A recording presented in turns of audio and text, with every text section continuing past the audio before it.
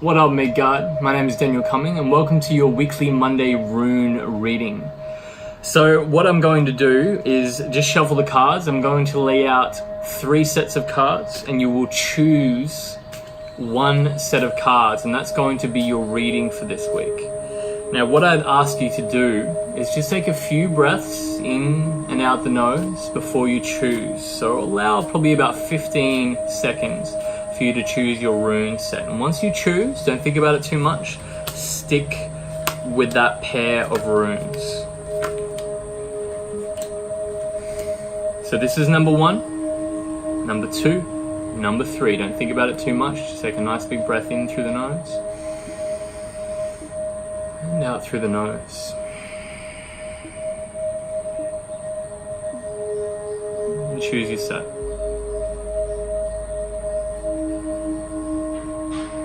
Now with your set chosen, keep it, and I'll explain one at a time.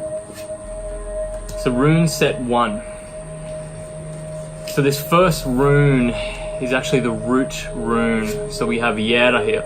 So Yera is the concept of natural cycles or processes. So maybe what's happening at the moment is a cycle or a recycle of a process that's been happening before. Now, if you take heed of previous versions of this cycle, this can be really beneficial. But if you're going through the same spirals again and not paying any attention to what happened last time, you can really get yourself into some trouble because you're just going in circles. You're not actually spiraling up. So it's all about the idea of planting at the right time. So doing things at the right time, not hurrying in, but also not waiting for too long. So this rune is going to tell us a little bit more about what is happening with this. So Elhaz is the idea of divine communication. So usually this is all about communication with something to do with the higher self, to do with the spiritualism, whatever that may be, hopefully runes.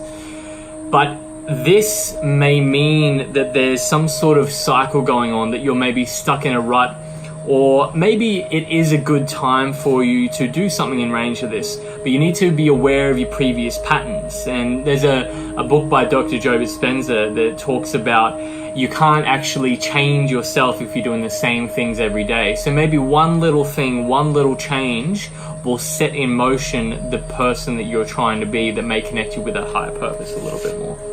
So that's Elhaz and Yera. Number 1.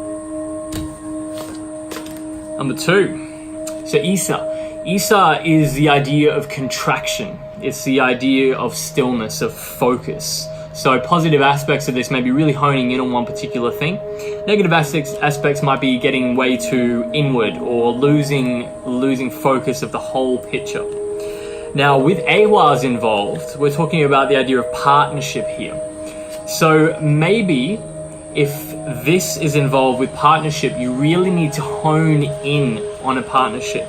You need to give it your whole container, your whole focus. Because if you're too inward, this can really fall apart. If you look at the rune, it's actually 2 Isas, but they're drawing into center and creating that third idea.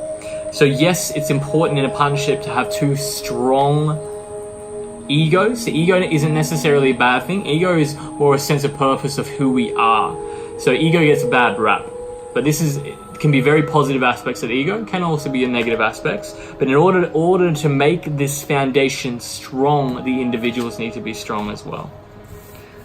So that's number 2, Isa and Awaz.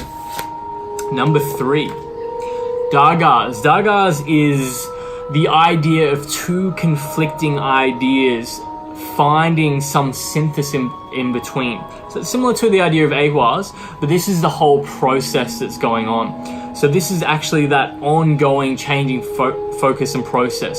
So it's that aha moment. It actually means day. So it's that idea of finding that middle ground, that aha moment, or finding that third idea that wasn't there on either edges, but also exploring those.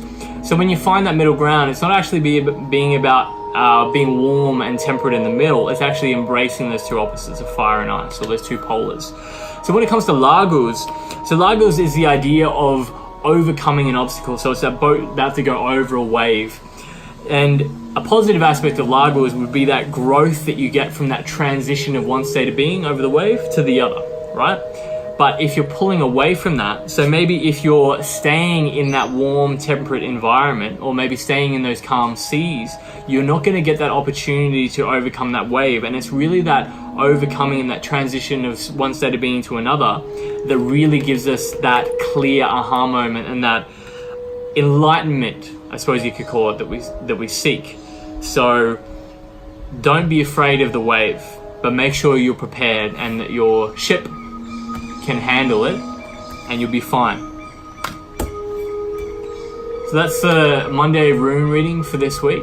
I hope you enjoyed it. If you ever have any questions in particular to do with the readings, just post them in the comments below. Otherwise, you can always get in touch with me directly through runeyoga.org. See you next week. Ryan till Runa.